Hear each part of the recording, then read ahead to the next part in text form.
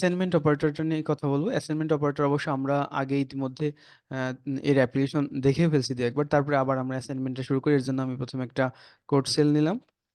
Code sell নিয়ে, আচ্ছা code সেলটা একটু উপরে নেওয়া দরকার ছিল, আমি এটা ডিলিট করে দিই। নিচে আসি আমি এখানে, এই যে কোড সেলটা এখন নিচে আসছে। অ্যাসাইনমেন্ট অপারেটর কিচ্ছু না, জাস্ট আমরা তো ভেরিয়েবল নিয়ে আলোচনা করছি যে এক্স যদি আমার একটা ভেরিয়েবল হয়, বা যদি আর ও ডবল রোল একটা ভেরিয়েবল হয়, তাহলে এর ভিতরে আমি দিলাম 12। তার মানে কি 12 ভ্যালুটা এই রোলের মধ্যে আছে।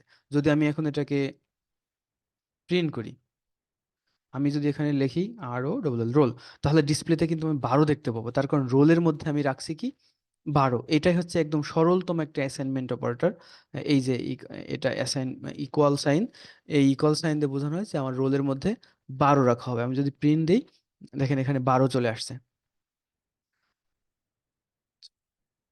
এখন তারপর প্লাস, তারপরে দিয়ে ইকুয়াল আছে। আমরা যদি এরকম করতে চাই যে রোল ইকুয়াল টু রোলের আগের যে ভ্যালুটা ছিল,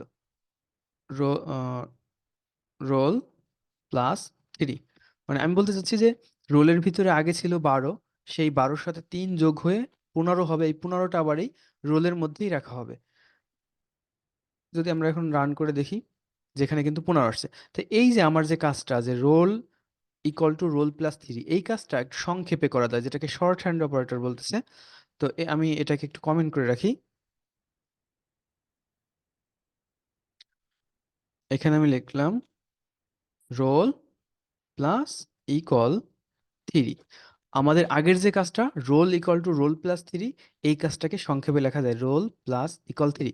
মানে এই রোলের সাথে প্রথমে 3 যোগ হয়ে যে যোগফলটা হবে, সেই যোগফলটা আবার এই রোলের মধ্যেই জমা হবে। আমরা যদি এখানে রান করি, দেখেন আমার আউটপুটের কোনো পরিবর্তন নাই, 15ই কিন্তু আসছে। Similarly minus equal, multiplication equal, division equal, তারপরে modulus equal, double integer division equal, একই কাজ করবে। যদি আমরা একটু দেখার চেষ্টা করি যে এখানে 12 মাইনাস ইকুয়াল 3, তাহলে এবার কত হবে বলুন তো? 12 থেকে প্রথমে 3 বাদ যাবে, তারপরে ফলাফলটা রোলের মধ্যে রাখবে। তার মানে আমার এখানে 9 আউটপুটে আসবে। যদি আমি এখানে মাইনাসের পরিবর্তে এখন যদি আমি মাল্টিপ্লিকেশন দিই, তাহলে কি হবে? 12-র সাথে 3 গুণ হয়ে, মানে রোলের ভিতরে আগে যে ভ্যালু ছিল 12, সেটার সাথে 3 গুণ হয়ে যে ফলাফলটা হবে, সেটা আবার এই রোলের মধ্যেই জমা হবে। মানে 3 বরং 36 আসবে আমার এখন এখানে, 3 বরং 36।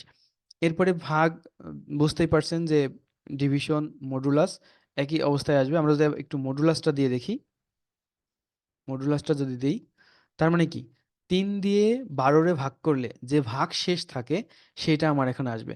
যদি আমি রান করি, তাহলে দেখেন 0 আসছে। কেন 0 আসছে? 3 দিয়ে 12 নিঃশেষে বিভাজ্য হয়, এই জন্য কিন্তু আমার এখানে 0 আসছে। এখন এই ইন্টিজার ডিভিশন, ইন্টিজার ডিভিশনটা বোঝার আগে আমরা আগে ডিভিশন ইকুয়ালটা যদি দেখি, এবং এই মানটা একটু আমি চেঞ্জ করে দিই। এখানে এটা 14 করলাম।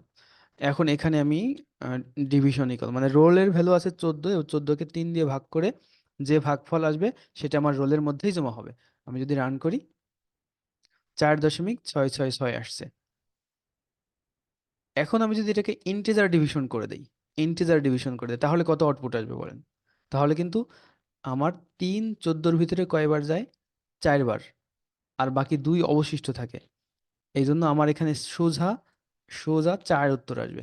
যদি আমি রান করি, দেখেন 4 আসছে কিন্তু।